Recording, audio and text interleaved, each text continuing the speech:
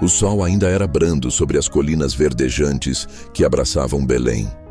Ali, onde o ar matutino carregava o aroma de terra úmida e flores silvestres, Davi, um jovem de rosto fresco e cabelos cor de fogo, cuidava das ovelhas de seu pai. Seus dedos ágeis dedilhavam uma flauta de madeira, e a melodia singela se misturava ao balido suave do rebanho. Naquele vale de aparente serenidade, a sombra da ameaça filisteia pairava distante, um prenúncio sutil de um destino que logo alcançaria o jovem pastor. Na casa de Jessé, a rotina foi quebrada pela chegada inesperada de um visitante austero. Samuel, o profeta de longas barbas brancas e olhar penetrante, havia viajado em segredo, guiado por uma ordem divina. Jessé apresentou seus filhos mais velhos, homens fortes e de boa aparência, mas o profeta negava cada um com um balançar de cabeça. "O Senhor não escolheu nenhum destes", declarou, sua voz carregada de autoridade. Intrigado, Jessé hesitou.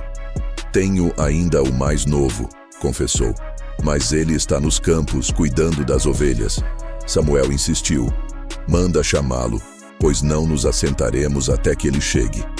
Davi retornou do campo, trazendo consigo o cheiro da relva e a despreocupação da jornada. Ao entrar na casa, seus olhos encontraram a figura solene de Samuel. O profeta, sem hesitar, tomou o chifre de azeite e ungiu a cabeça do jovem pastor no meio de seus irmãos, cujos rostos estampavam uma mistura de surpresa e curiosidade. Naquele instante, uma aura quase imperceptível envolveu Davi, uma promessa silenciosa de um futuro que transcendia os campos de Belém. O Espírito do Senhor repousou sobre ele naquele dia, marcando-o como o escolhido. O cenário mudou drasticamente para o Vale de Elá. De um lado, o exército de Israel, tenso e apreensivo, acampava nas colinas. Do outro, as fileiras filisteias se agitavam, prontas para a batalha. No centro, uma figura colossal se destacava: Golias, um gigante de armadura reluzente, cuja voz ribombava pelo vale em um desafio aterrador. "Escolham um homem", trovejava, "e enviem-no para lutar comigo. Se ele vencer, seremos seus escravos. Se eu vencer, vocês serão nossos escravos." O medo paralisou os corações dos soldados israelitas, e o rei Saul observava impotente, sem encontrar um campeão à altura daquela ameaça. Em meio ao murmúrio de medo e à descrença geral, Davi, que havia chegado ao acampamento para levar mantimentos aos irmãos, indignou-se com o desafio insolente do filisteu. Diante de um Saul hesitante e incrédulo, o jovem pastor declarou com firmeza: "O Senhor que me livrou das garras do leão e do urso, me livrará das mãos deste filisteu." Sua fé, simples e inabalável, contrastava com o temor dos guerreiros experientes, oferecendo uma esperança inesperada. Com apenas seu cajado, uma funda e 5 pedras lisas do riacho, Davi avançou contra o gigante revestido de aço. Golias o encarou com desprezo, mas Davi respondeu com a força de sua convicção: "Você vem contra mim com espada, lança e escudo, mas eu venho contra você em nome do Senhor dos Exércitos." Uma pedra silvou pelo ar, certeira, e atingiu Golias na testa. O gigante tombou. Rápido, Davi pegou a espada do filisteu e lhe cortou a cabeça, silenciando o desafio e ecoando um grito de vitória pelo vale. O retorno de Davi ao acampamento foi triunfal. Os soldados, antes paralisados pelo medo, agora o aclamavam como um libertador. Sua coragem e fé ressoaram por toda Israel, e canções de louvor ecoavam em sua homenagem. Ao ser apresentado a Saul, o rei o manteve por perto, reconhecendo o valor daquele jovem pastor que, com a força da sua crença, havia derrotado o temido Golias. Davi tornou-se uma figura proeminente na corte, um herói celebrado por todo o reino. Na corte de Saul, Davi não era apenas um guerreiro vitorioso, mas também um músico talentoso. Sua harpa dedilhava melodias suaves que, por vezes, pareciam acalmar o espírito atormentado do rei. Saul, frequentemente assolado por uma melancolia sombria, encontrava alívio na música de Davi. Contudo, a admiração inicial do rei logo se transformou em inveja corrosiva. As canções que celebravam as vitórias de Davi ecoavam como um lembrete constante da sua própria glória ofuscada. Em acessos de fúria irracional, Saul chegou a atirar sua lança contra o jovem, tentativas de assassinato que prenunciavam a crescente instabilidade do seu reinado e o perigo que Davi representava para a sua coroa. Em meio à crescente tensão e desconfiança na corte de Saul, um laço inesperado floresceu. A amizade entre Davi e Jonatas, o filho do rei. Jonatas, um príncipe de coração nobre e espírito leal, reconheceu a integridade e a coragem de Davi. Sua admiração pelo jovem pastor ia além da inveja que consumia seu pai. Juntos, eles compartilhavam confidências e promessas de lealdade eterna. Jonatas, percebendo a crescente paranoia de Saul e o perigo iminente que rondava Davi, muitas vezes intercedia em seu favor, alertando-o secretamente das tramas do rei e protegendo-o da fúria paterna. A amizade entre o príncipe e o pastor se tornou um farol de esperança em um ambiente cada vez mais sombrio. As tentativas de assassinato por parte de Saul tornaram-se cada vez mais frequentes e perigosas. Davi, com o coração pesado pela traição do rei, a quem servira lealmente, não viu outra alternativa senão fugir para salvar sua vida. Deixou para trás a corte, a música e a tênue esperança de paz, adentrando as terras áridas e inóspitas do deserto da Judéia. Com ele, partiram um pequeno grupo de homens leais, atraídos por sua integridade e pela injustiça da perseguição que sofria. Juntos, eles buscaram refúgio em cavernas e fortalezas isoladas, enfrentando a dureza do ambiente e a constante ameaça de serem alcançados pela ira de Saul. A vida no deserto era austera, mas forjou entre eles laços de camaradagem e lealdade inabaláveis. No exílio, Davi demonstrou ser mais do que um simples fugitivo. Sua liderança natural floresceu em meio às dificuldades. Os homens que o seguiam, muitos deles marginalizados e endividados, encontraram em Davi um comandante justo e compassivo. Juntos, eles percorriam as regiões desertas, buscando abrigo e sustento. Em vez de se tornarem bandidos, Davi os instruiu a proteger as comunidades locais dos invasores e saqueadores. Sua reputação de homem íntegro e corajoso se espalhou, e cada vez mais pessoas se juntavam ao seu crescente grupo, reconhecendo nele um líder capaz de trazer ordem e justiça, mesmo nas terras mais selvagens. O exílio, paradoxalmente, estava moldando Davi para o papel de rei. A notícia da batalha nas colinas de Gilboa chegou a Davi como um golpe no coração.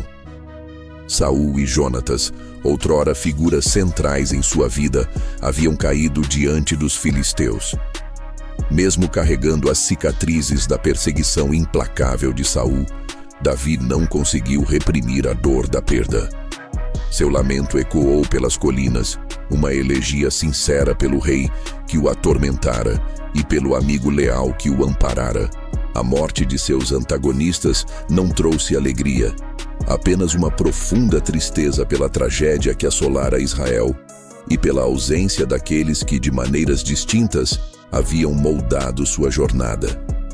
A coroa de Israel, agora vacante, pairava sobre ele, não como um troféu, mas como um fardo carregado de lembranças complexas. Com a queda de Saul, o vazio de liderança em Israel tornou-se palpável. As tribos, antes unidas sob um rei, agora se encontravam dispersas e inseguras. Em meio a esse caos, os anciãos de Judá buscaram Davi em seu refúgio. Reconhecendo sua liderança comprovada, sua bravura e a unção profética de Samuel, eles o ungiram rei sobre a tribo de Judá em Hebrom. Logo, representantes de outras tribos também se dirigiram a ele, vendo em Davi a esperança de reunificação e estabilidade para Israel. Em Hebrom, Davi foi ungido pela segunda vez, agora como rei sobre todo o Israel, marcando o início de um novo capítulo na história da nação. O reinado de Davi em Hebrom marcou o início da consolidação de seu poder. No entanto, para unificar verdadeiramente as tribos de Israel sob um único governo, era necessário conquistar uma cidade que não pertencesse a nenhuma tribo em particular. Jerusalém, uma antiga fortaleza cananeia, tornou-se o alvo estratégico de Davi.